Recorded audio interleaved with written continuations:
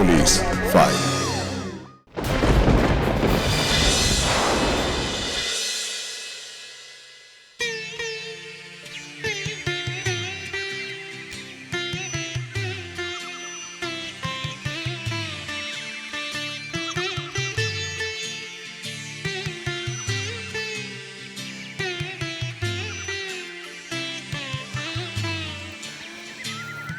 2018 সালের ফেব্রুয়ারি মাস তারকেশ্বরের একটি শিব মন্দিরে অত্যন্ত সাদামাটা অনাড়ম্বর বিয়ের অনুষ্ঠান হলো। পাত্র মানস দাস আর পাত্রী সুলেখা। উপস্থিত মাত্র দুজন যারা ওই পাত্রের বন্ধু। বিয়ের এই অনুষ্ঠান দেখার পর মনের মধ্যে শুধু একটাই প্রশ্ন ওঠে যে কেন এত অনাড়ম্বর বিয়ের অনুষ্ঠান? পাত্রের বাড়ির লোক কিংবা পাত্রীর বাড়ির লোক কেউ নেই কেন? নতুন করে জীবন শুরু করার আগে তাদের এই আনন্দের সময় তাদের পাশে কেউ নেই কেন? আসুন একটু অতীতে গিয়ে এর উত্তর খুঁজি। না না শোন, আমি তোমাদের কোনো কথা শুনতে চাই না। খোকা শোন আমার কথা, আমি ওকেই বিয়ে করব। আমার কথাটা একবার শোন। ওরে আমার কি সর্বনাশ হলো রে, আমার কি সর্বনাশ হলো। আমার অমন ছেলেটার মাথাটা ওই মেয়েটা রাত দিন চিবিয়ে চিবিয়ে খাচ্ছে। তুই কি করলি খোকা, তুই কি করলি? একবারও তোর বাবা আমার মুখটা মনে পড়লো না। তুই কি করলি? বাড়ির মধ্যে কি মরা কান্না শুরু করলে? কে মরেছে? আমি মরেছি। আমি তা কি করে মরলে একটু বলো। ছেলে, এই আমার পেটের ছেলে, এই ছেলের জন্য ও আমার জীবনটাকে শেষ করে দিল, একেবারে শেষ করে দিল। তোমার ওই মরা কান্না থামে একটু পরিষ্কার করে বলো তো কি ঘটেছে ঘটনাটা। বাবা আমি মাকে শুধু বলেছি আমি সুলেখাকে বিয়ে করব, ব্যাস। কি সুলেখাকে বিয়ে করবি? হ্যাঁ ওই ফরানের মেয়েটাকে? হ্যাঁ। বাপ মোরা হারাবাতে মেয়ে, তাকে আমাদের বাড়িতে তোলার কি আছে? তোল্লাটি কি আর কোনো মেয়ে নেই? বোঝাও তুমি একটু বোঝাও, ওকে ভালো করে বোঝাও। আমি তো ওর শত্রু, আমার কোনো কথাই তো শোনে না, তুমি বোঝাও। দেখো মা, আমি ওকে ভালোবাসি, আর তাছাড়া ওর সাথে আমার 2 বছর ধরে প্রেম। আমি ওকে বিয়ে করব, ওকে আমাকে বিয়ে করতেই হবে। 2 বছর ধরে প্রেম? দেখ তুই আমাদের একমাত্র ছেলে, তোকে তো হাত পা বেঁধে জলে ফেলে দিতে পারি না। জলে কেন ফেলবে? ছাপ দেবো তো আমি, আর সংসারের দায়িত্ব তো আমি নিচ্ছি। আমি সবকিছু দায়িত্ব নেবো, তোমরা অমত করো না। সেটা তো বুঝলাম, তুই পুরুষ মানুষ, গায়ে খেটে সংসার চালিয়ে নিবি, কিন্তু বিয়ের খরচপাতি দেনা পাওনা দিতে পারবে ওরা? শুনেছি ওর একটা ভাই আছে, সে ওই গায়ে খেটে সংসার চালায়, জমি জায়গা সব বিক্রি হয়ে গেছে, তো বিয়ের খরচা এখন দেবে কে? কি রে চুপ করে আছিস কেন? হ্যাঁ, এবার বাবার কথার উত্তরটা দে। ও, ওরা কিছু না দিতে পারলে তোমরা তাহলে ওর সাথে আমার বিয়েটা দেবে না, তাই তো? প্রেম করেছিস ভুলে যা, আমরা মেয়ে দেখে দেনা পাওনা বুঝে নিয়ে তারপরে তোর বিয়ে দেবো। হ্যাঁ হ্যাঁ ঠিক আছে, চলো চলো।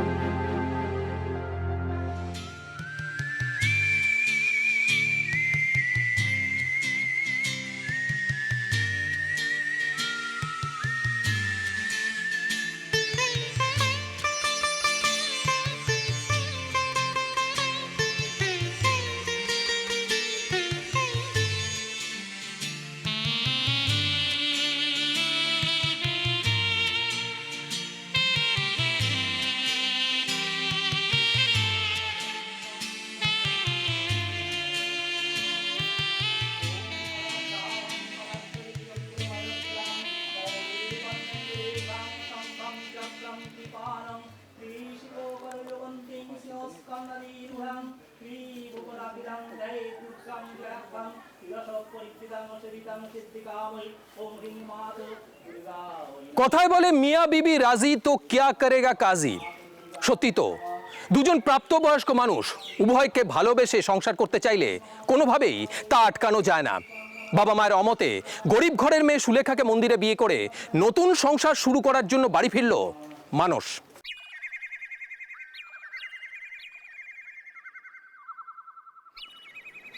উঠবি না, একদম ওই ঘরে পা রাখবি না।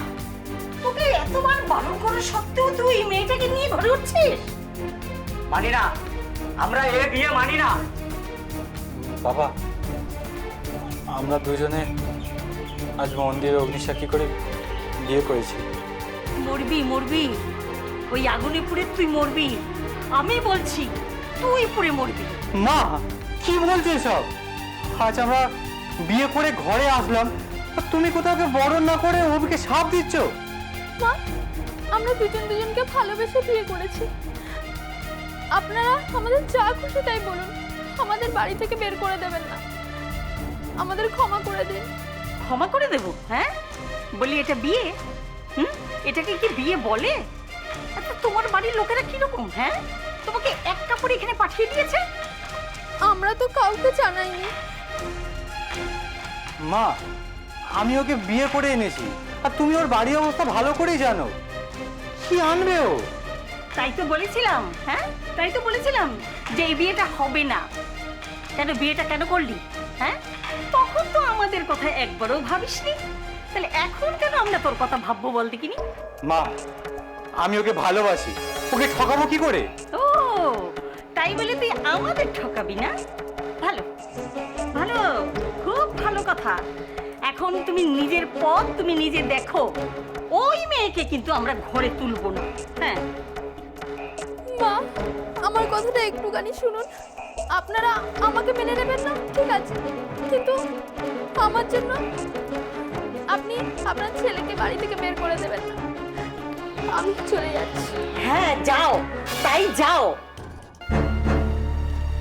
আরে খোকা, দিদির খোঁজ পেয়েছিস? পেয়েছি। পেয়েছিস? মেয়েটাকে সঙ্গে নিয়ে এলি না কেন বাবা? ওরা বিয়ে করে মানুষদার বাড়িতে গেছে। কি বললি? বিয়ে করেছে? আরে তুই ঠিক জানিস তো? হ্যাঁ মা, ওরা হর পার্বতী মন্দিরে বিয়ে করেছে। কে বললো তোকে? হ্যাঁ, আমরা জানতে পারলাম না। মানুষদার বন্ধু সুব্রত আমাকে বললো ওরা বিয়ে করেছে, আর দিদিকে নিয়ে ওদের বাড়িতে গেছে।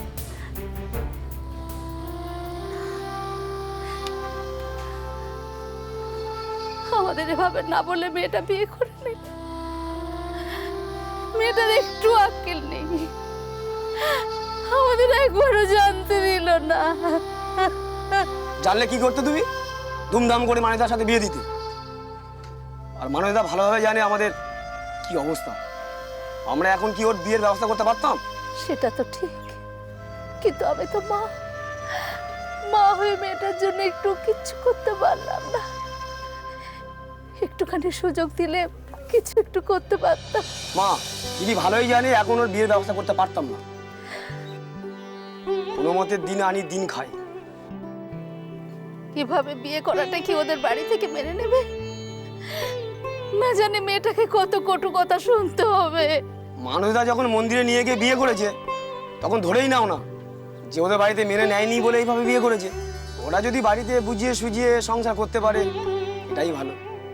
বাবা শোন না, কালকের একবার ওদের বাড়িতে যাবি, দেখে আসবি কি অবস্থা। বল্লারে যাবি?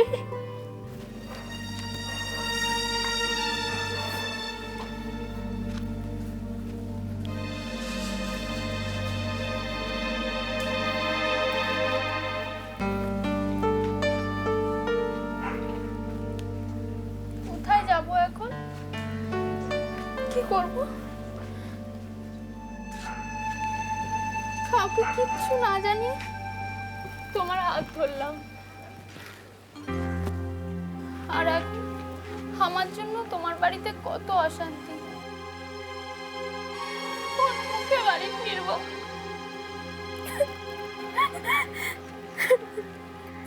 তোমার তো কোনো দোষ নেই।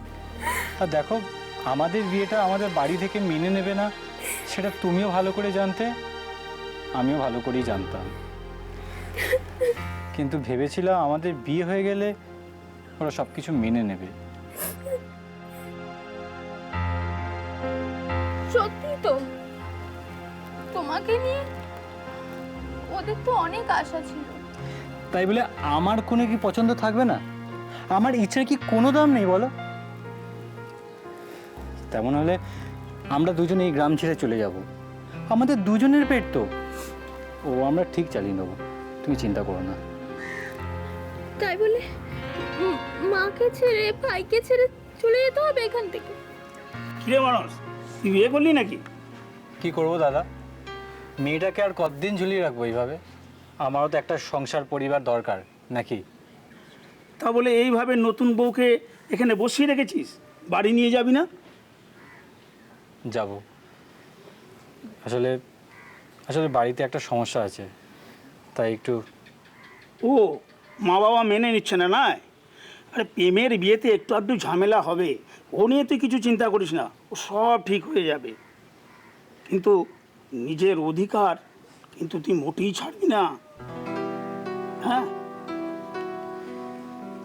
ভেবেছিলাম বাড়িতে সব কিছু মেনে নেবে।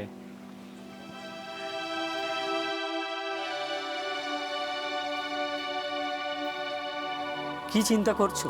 হ্যাঁ? বলছি কি ভাবছো? না, ভাবছি ছেলেটা এখন মেয়েটাকে নিয়ে কোথায় যাবে। ঘর থেকে তাড়িয়েই যখন দিয়েছো, এখন ভেবে কি লাভ? ও, আমি শুধু ভাবছি, তুমি ভাবছো না? না, যত দায় তো আমারই। আমি তো সব কিছু বললাম, তুমি তো কিছুই বললে না।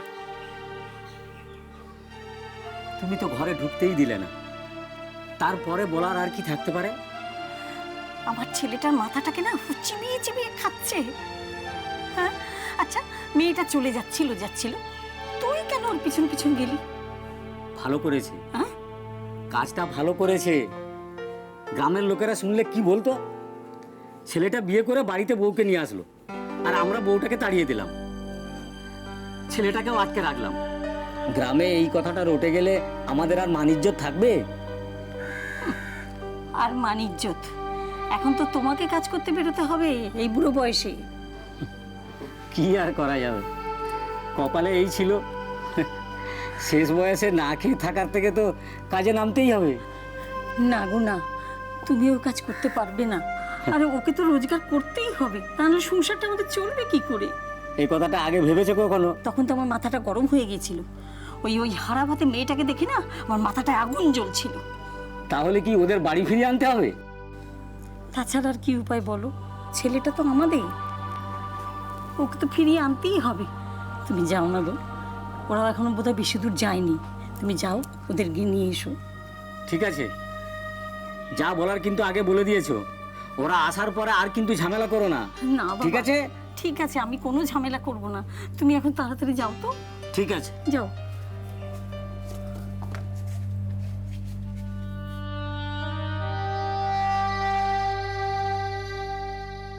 মানস আর সুলেখাকে বাড়ি থেকে তাড়িয়ে দিয়ে বাবা মায়ের হুঁশ ফেরে। একমাত্র রোজগেরে ছেলেকে বাড়ি ছাড়া করলে তাদের সংসার চলবে কি করে? এক প্রকার বাধ্য হয়েই ছেলে আর ছেলের বউকে ঘরে ফিরিয়ে আনলো মানসের বাবা মা। নতুন বউকে নিয়ে সংসার শুরু করলো মানস, কিন্তু কয়েক মাস যেতে না যেতেই শুরু হলো জিয়ে রাখা অশান্তি। বাড়ির সবার খাওয়া দাওয়া হয়েছে? না, কারোর হয়নি, আমিও খাইনি, ভাবলাম তোমাকে খাইয়ে তারপর খাবো। হঠাৎ কি হলো? আগে তো মা সবার খাওয়া দাওয়া হলে বাবাকে দিয়ে খাবার বাড়াতো আমার জন্য, আর তুমিও আসতে মায়ের সাথে। আজ মা রান্না করেনি, আমি রান্না করেছি। কেন? মায়ের কি শরীর খারাপ নাকি? কই আমাকে তো কিছু বললো না সকালবেলা। না না, মায়ের শরীর খারাপ না, আসলে আমার তো অনেক দিনের ইচ্ছে ছিল তোমাকে রান্না করে খাওয়াবো, তাই আমিই রান্না করেছি। তোমার হাতের রান্না তো খুবই ভালো, তবে মায়ের হাতের রান্না খেতে খেতে মুখটা পচে গেছে একদম। তবে এই মা ব্যাপারটা ঠিকভাবে নেবে তো? পারে, মা তো রোজই রান্না করে, একদিন নয় আমি করলাম। তাছাড়া একটা দিন মায়েরও বিশ্রাম হয়ে গেল আর আমারও একটা পরীক্ষা হয়ে গেল, তাই না?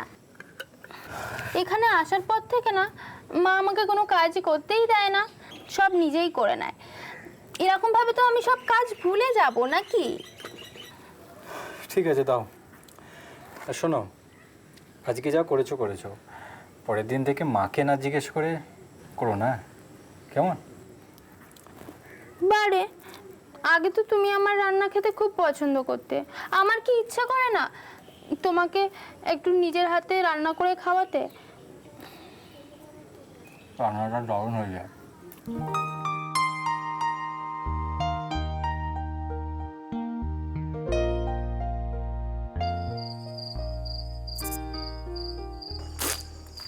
মানুষ শোন, হ্যাঁ হ্যাঁ মা বলো। আচ্ছা তোরা কি চাইছিস আমাকে একটু বুঝিয়ে বলবি? কেন মা, আমরা কি কিছু করেছি? তোর বউ আমাদের সংসারে ঢুকে হঠাৎ করে আমার হেসেল কেড়ে নিতে চাইছে, হ্যাঁ, আর আমাদের আলাদা করে দিতে চাইছে। এটা তুই বুঝিস না? আর তোর মদত ছাড়া তো এটা সম্ভব নয়। মা আমি কিন্তু ওকে সেরকম ভাবে কিছু বলিনি। তাহলে তাহলে আজ সকালবেলা আমরা সকলেই ঘুম থেকে ওঠার আগেই তোর বউ হেসেলে ঢুকে সমস্ত কাজ করতে শুরু করে দিয়েছে। আমি তারপরে দেখে সব রান্না হয়ে গেছে। আসলে মা হয়েছেটা কি, ওর না রান্না করার খুব শখ হয়েছে, তাই আমার জন্য। আমাকে বললেই তো হতো, হ্যাঁ? তা ওর এত চালাকি করার দরকারটা কি ছিল বল দেখিনি? ওই হারাবাতে মেয়েটার এইটুকু শিক্ষা নেই? ওসব ছল ছল, নিজে রান্না করে বরকে আদর করে খাওয়াবে। কেন আমাকে তো বলতে পারতো মাঠে খাবারটা পৌঁছে দিয়ে আসতে? হ্যাঁ, আমরা কিছু বুঝি না নাকি? ঘাসে মুখ দিয়ে চলি? হ্যাঁ, এসব ছল ছল। মানুষ শোন, আমার সংসারে তোর বউ একদম হাত দেবে না, বুঝেছিস? তুই আমাদের একমাত্র ছেলে, তাই তো ওই হারাহাবাতে মেয়েটাকে আমি ঘরে ঢুকিয়েছি।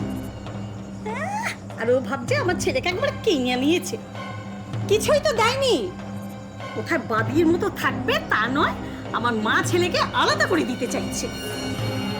না মা, এটা তো তুমি ঠিক কথাই বলেছো। সুলেখা,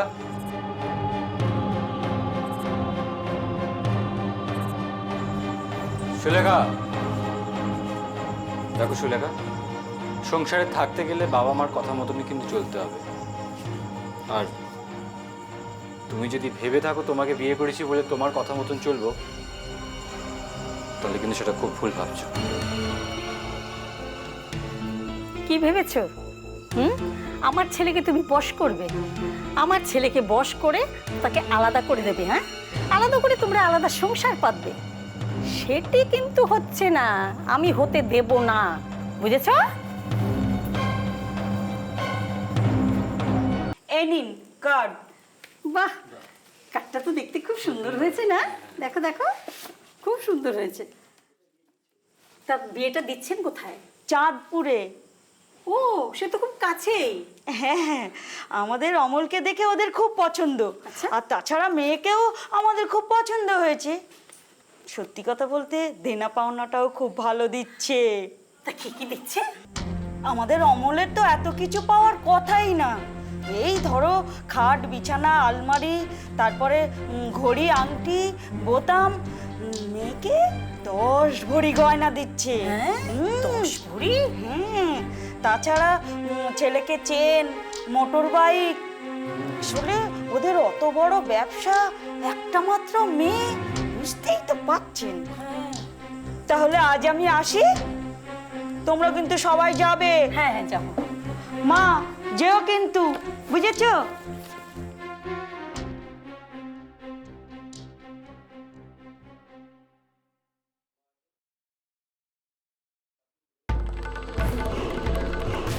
এই দেখো কি সুন্দর বিয়ের কার্ড, দেখেছো? আর কত কিছু দিয়েছে। আর তোমায় কে দিয়েছে? সবই আমার পোড়া কপাল। আমার ছেলেটা তো কিছুই পেল না, কিছুই না।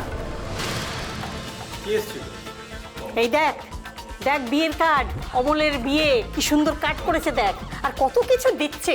আর তুই কি মেয়ে ঘরে নিয়ে এলি? তুই কিছুই পেলি না, সবই তোর পোড়া কপাল, বুঝলি? তখনই বলেছিলুম একটা ভালো সম্বন্ধ দেখি, তা না করে মন্দিরে গিয়ে বিয়ে করো। সত্যি সত্যি আমার মহা ভুল হয়ে গেছে বাবা।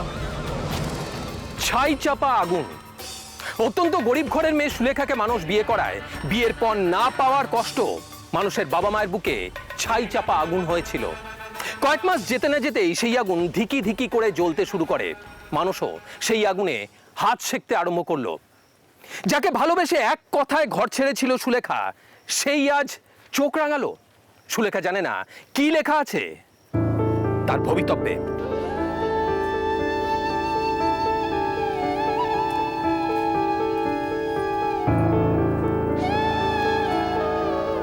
সুলেখা, মা আমার, কখন এসেছিস? কেমন আছিস মা? জামাই এলো না? জামাই বাবুর কামাই নেই, আজ নিশ্চয়ই কাজে গেছে। কি রে দিদি, তাই তো? তুই কাজে যাসনি? না রে, আজ কাজ জোটাতে পারি, কাল আছে। দেখি কালের পাশে কাটা দাগ, চোখের তোলায় কাল সিটে দাগ, কি ব্যাপার? কি হয়েছে দিদি, কি হয়েছে বল? আরে দেখি দেখি দেখি, কি হয়েছে মা? বল না, বল না মা, বল না। ওরা তোকে মারধর করেছে? বল না মা, বল না, বল না। না মা, আমার কিছু হয়নি। তোমরা ভালো আছো তো? বল না দিদি, কি হয়েছে আমাকে খুলে বল। এড়িয়ে যাচ্ছিস কেন, বল না। দেখ ভাই, বেঈমানের মতো তোদের সকলকে ছেড়ে, কাউকে কিছু না জানিয়ে নিজের ইচ্ছে মতো বিয়ে করেছিলাম। এখন তারই ফল ভোগ করছি। এসব কথা এতদিন পর কেন বলছিস মা? দেখো মা, একটা কথা আমি জানতাম, হাই বুড়ো মেয়ে বাপ মায়ের বোঝা। আমার তো বাবাই নেই, তাই তাড়াতাড়ি বিয়ে করে তোমাদের ঘাট থেকে বোঝাটাই নামাতে চেয়েছিলাম। তোমার জামাই যখন আমাকে বিয়ের কথা বলেছিল, তখন আমি 100 বার ভেবেছিলাম পালিয়ে যাব, মাকে কাঁদিয়ে ওদের বাড়ি খালি হাতে গিয়ে উঠবো। কি মনে করবে ওরা? তখন তখন ও আমার পাশে ছিল, বলেছিল ও সব সামলে নেবে। আমিও ওর কথা বিশ্বাস করে ওর সাথে বিয়েতে বসে বললাম। ও কালকের আমাকে মারলো, গরিব ঘরের মেয়ে বলে জানাতা কথা বললো আমায়। তখন আমি ওকে মনে করিয়ে দিয়েছিলাম, খালি তুমি তো সব জেনে শুনেই করেছিলে, তাহলে তাহলে দোষটা কি আমার না তোমার না আমার গরিব পরিবারের? তখন গায়ে জ্বালা মেটাতে, নিজের দোষ ডাকতে আমাকে মারলো। এত বড় সাহস, কি মনে করছে কি আমাদের মেয়েকে নিয়ে গিয়ে মারবে? শোন মা, দোষ তো আমাদের। তোর বিয়ের পর আমাদের তো কিছু দেওয়া উচিত ছিল, কিন্তু দিতে পারিনি। তোর বাবার রেখে যাওয়া ভিটেটুকু ছাড়া আর যদি কিছু সম্বল থাকতো তাহলে আমরা দিতাম। মা ছেলেকে কোনো মতেই দিন কাটাই। চিন্তা করিস নি মা, তোর ভাই নিজের পায়ে দাঁড়ালে আমার সাধ্য মতো ওদের দেব। মা, ও কি বিয়ে করেছে টাকার জন্য? ভালোবাসার কোনো দাম নেই? স্বামী স্ত্রীর মধ্যে একটু তো দ্বন্দ্ব হবেই। সহ্যের পাশে একটা শব্দ থাকে, সেটা হলো শক্তি। সহ্য করাটাও তো শক্তির দরকার। শক্তি হারাস না মা, একটা কথা মনে রাখিস মা, যে সয় সে রয়, যে না সয় সে না সয়।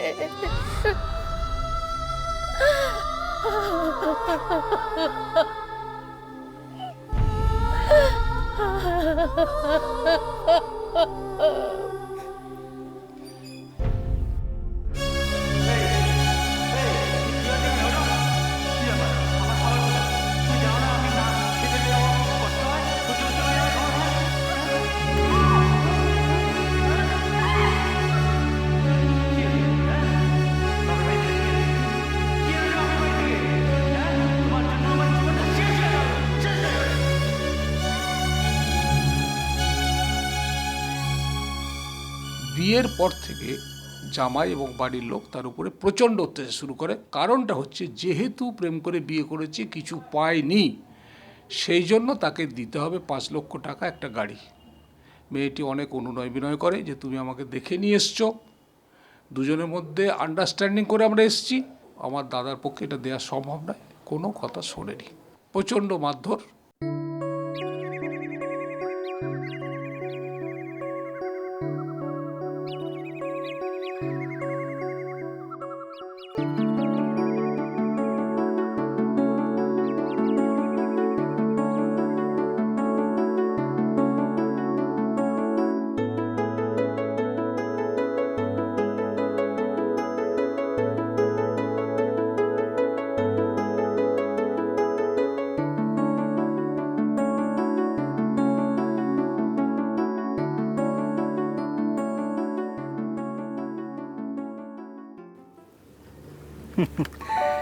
এই হাত তো একজনেরই, যাকে আমি ভালোবাসি।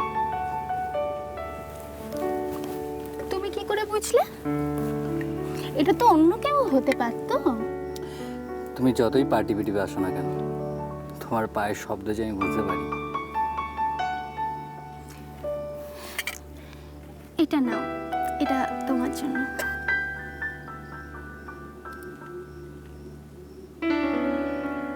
কি আছে এতে? খুলেই দেখো। খুলে দেখবো?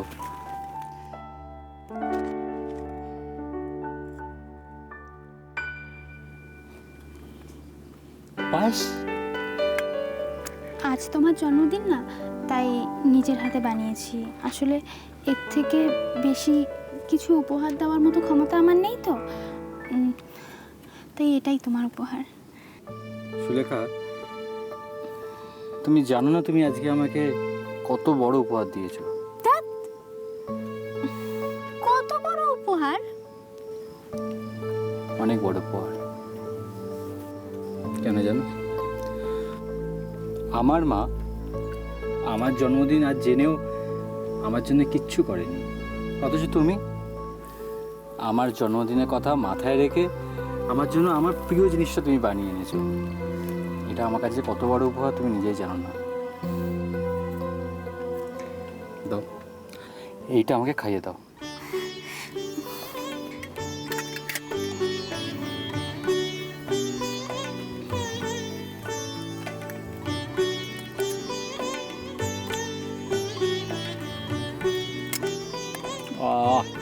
দারুণ।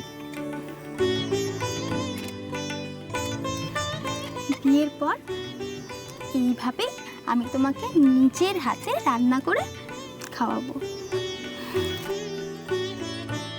তুমি যা যা ভালোবাসো সব। তাই?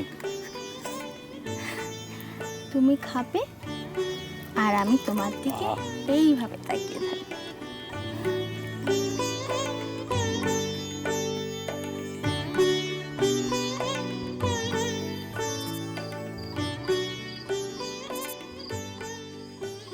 কি হয়েছে? এমন করে বসে আছিস, কি হয়েছে বল? কি আর করব, নিজের হাতে নিজের কপাল পোড়ালাম। একটা মানুষ কতটা পাল্টে গেল, কত স্বপ্ন দেখিয়েছিল, এখন সেই মানুষটাই আমার আর মুখই দেখতে চায় না। অত সোজা মুখ দেখতে চায় না। আমি কাল ওকে ধরবো, জিজ্ঞেস করবো তোকে কেন মারে। বলবি? বল, কিন্তু দেখিস কোনো অশান্তি যেন না হয়, একটু বুঝিয়ে বলিস। ঠিক আছে, আমি বুঝিয়ে বলবো। তবে হ্যাঁ, এবার যদি কোনো কিছু হয় তুই সোজা চলে আসবি আমাকে এখানে। আমরা আমরা কষ্ট করে বাঁচবো, কিন্তু অশান্তি নিয়ে নয়। আচ্ছা ভাই, যদি আমি ওই বাড়ি আর না যাই? না না, তুই এবারটা যা, যদি অসুবিধা হয় তুই চলে আসবি। দেখ, তোর ভাই বেঁচে আছে না, দিন রাত পরিশ্রম করবো, দিন রাত খেটে তোকে খাওয়াবো, সব ঠিক হয়ে যাবে, সব ঠিক হয়ে যাবে।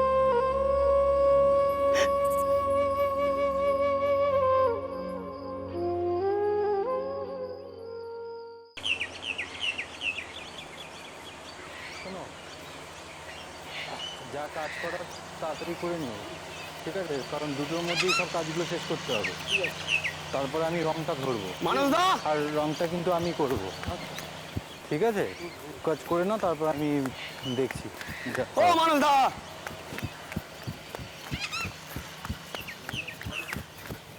আচ্ছা তুমি যাও, আমি দেখছি। বলছি দিদি আমাদের বাড়িতে এসছে, তুমি তো জানো। হ্যাঁ, প্রথমে কিছু বলতে চাইনি, হাব ভাব দেখে বুঝলাম ঝগড়াঝাটি করে এসছে। তোমার দিদিকে বলো মাথা থেকে যেন ভূতগুলো তাড়ায়। দেখো মানুষদা, দিদি যদি কোনো ভুল করে বড় হয়ে তোমার বোঝানো উচিত, মারধর করা উচিত হয়নি। দেখো ভাই, তোমার অনেক কিছুই জানা নেই। তোমার দিদিকে বিয়ে করেছি বলে আমি তো কোনো অন্যায় করিনি। সংসারে এসে সংসার আলাদা করতে হবে, মুখে মুখে চোপা। তাও যদি জানতাম বাড়ির জোর আছে। দেখো মানুষদা, তুমি জেনে শুনে প্রেম করে তুমি বিয়ে করেছো। হ্যাঁ, মন্দিরে বিয়েটা করেছি, সেটা তোমাদের কথা ভেবে।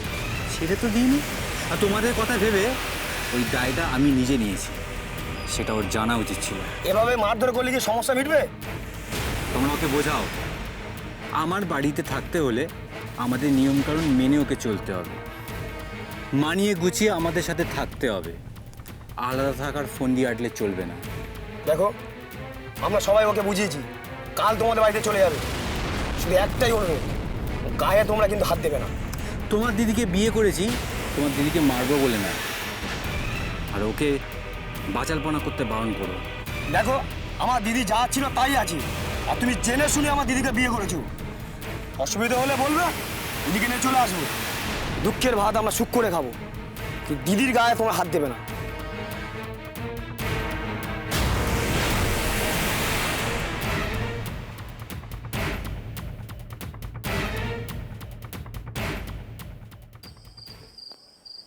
দিদির এই অবস্থা থেকে জামাইবাবুকে প্রতিবাদ জানালো তার ভাই। ঘটে গেল উল্টো বিপদ। সুলেখা তার স্বামীর ঘরে ফিরে গেল, কিন্তু অত্যাচারের মাত্রা গেল বেড়ে। মায়ের সহ্য শক্তির উপদেশ মাথায় নিয়ে দাঁত কামড়ে শ্বশুর বাড়িতে পড়ে রইল সুলেখা। কথায় বলে অত্যাচারের সীমা, আর সেই সীমা লঙ্ঘন করতে না পারার ফলে কয়েক মাস পরে সুলেখার ব্যাপারে একটা সংবাদ পেল তার মা ও ভাই। কে? আমরা আসছি, তাড়াতাড়ি আয়। ও তোমরা? হ্যাঁ, কি হয়েছে? আরে তোর দিদি তো শ্বশুরবাড়িতে আগুনে পড়ে গেছে। সে কি? হ্যাঁ। কি বলছিস তুই? মা, ও মা, ছুটে এসো, শিগগিরই এসো। দিদির নাকি পুড়ে গেছে। কোথায় পুড়ে গেছে? আরে শ্বশুরবাড়িতে পড়েছে। আর কোথায় আছে? হাসপাতালে গেছে, পালালো।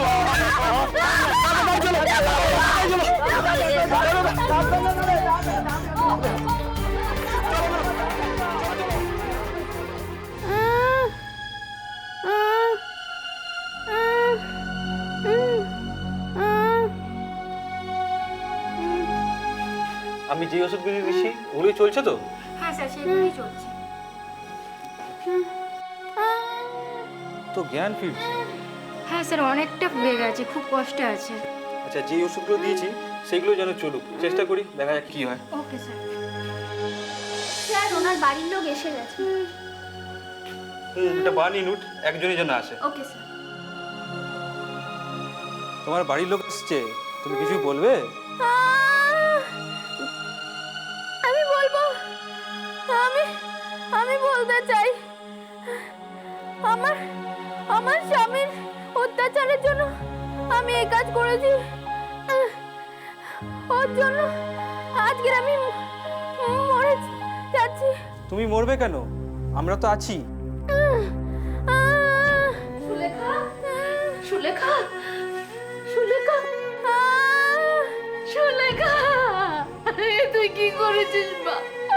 কি সর্বনাশটা করলি বল? এই যে আপনি, এই যে শুনুন, বেশি এখানে কান্নাকাটি করবেন না, এখানে বেশি কান্নাকাটি করা যায় না। আপনার সাথে কে এসছে? আমার ছেলে এসেছে ডাক্তারবাবু। হ্যাঁ, আপনি এক কাজ করুন, ছেলেকে নিয়ে থানায় যান, পুলিশের কাছে যান। উনি পুলিশের রিপোর্ট লাগবে, কিছু বলবেন উনি পুলিশের কাছে। আমরা চেষ্টা, খুব কষ্ট পাচ্ছে, ও ভালো হয়ে যাবে। আমরা চেষ্টা করছি উনি ভালো হয়ে যাবে। আপনি ছেলেকে নিয়ে পুলিশের কাছে যান, একটা রিপোর্ট করান।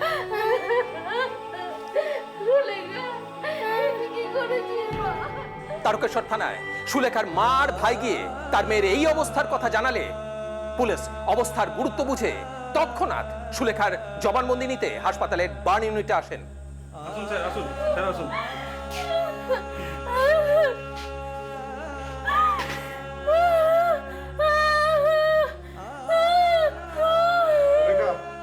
আমি তারকেশ্বর থানা থেকে আসছি। তুমি যতটুকু পারবে বলো, আস্তে আস্তে বলো, আমি সব শুনছি।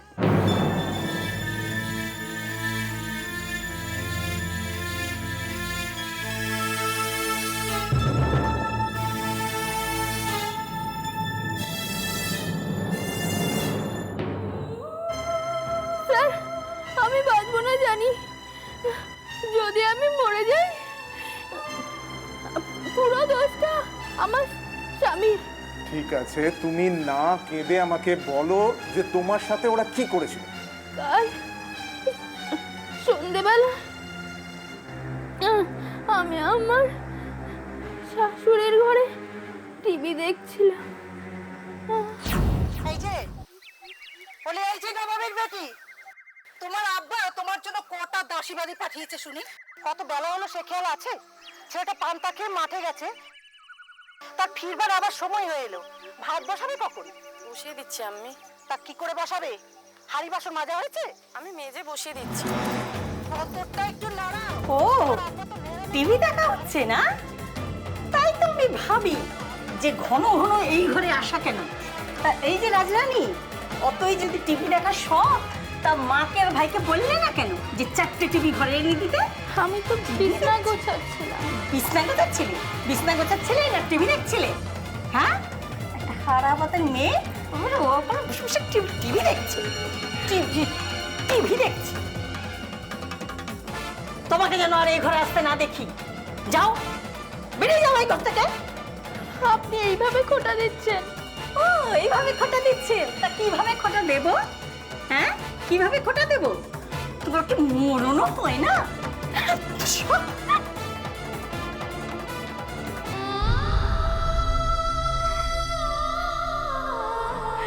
অতই যদি টিভি দেখা শখ, তা মাকে আর ভাইকে বললে না কেন যে 4টে টিভি ঘরে এনে দিতে? তোমার কি মরণও হয় না?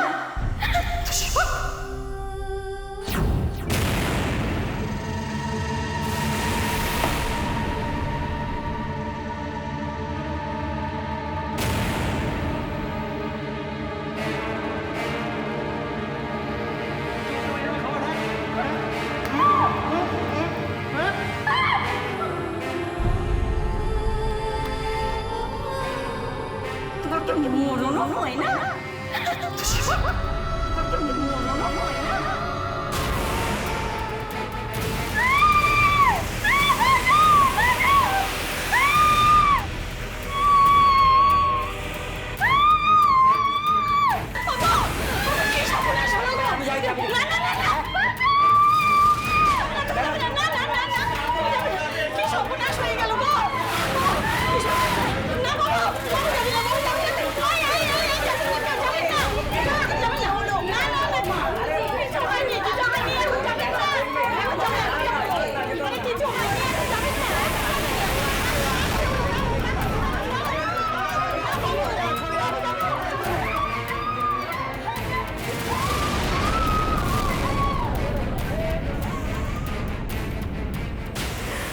আমার পরের জন্য আমাকে মরতে হলো স্যার। ওরা কেউ আসেনি এখানে।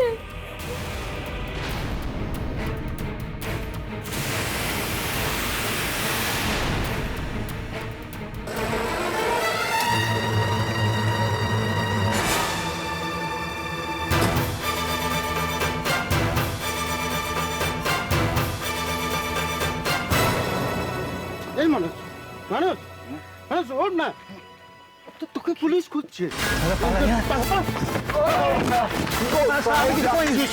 আমি কিচ্ছু করিনি স্যার, আমি কিচ্ছু করিনি।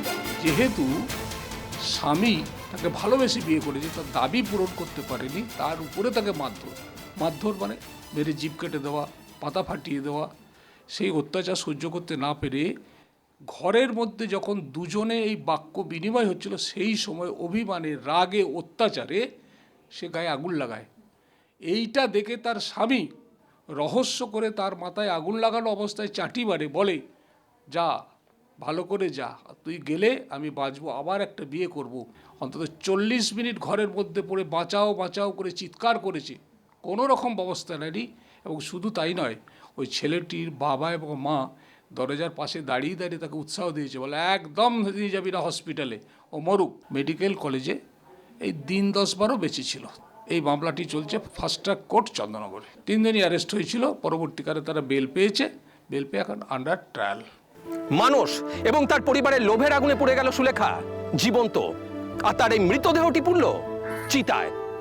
কিন্তু এইভাবে আর কত অসহায় মেয়ে মরবে? পণপ্রথার বলি হবে বলতে পারেন। পণপ্রথার বিরুদ্ধে আমাদের এই লড়াই চলবে নিরন্তর। আজ এই পর্যন্তই। পরবর্তী পর্বে ফিরে আসবো এরকমই কোনো সত্য ঘটনার চিত্ররূপ নিয়ে। ততক্ষণ সুস্থ থাকুন, সতর্ক থাকুন, সাবধানে থাকুন, আর দেখতে থাকুন পুলিশ ফাইলস।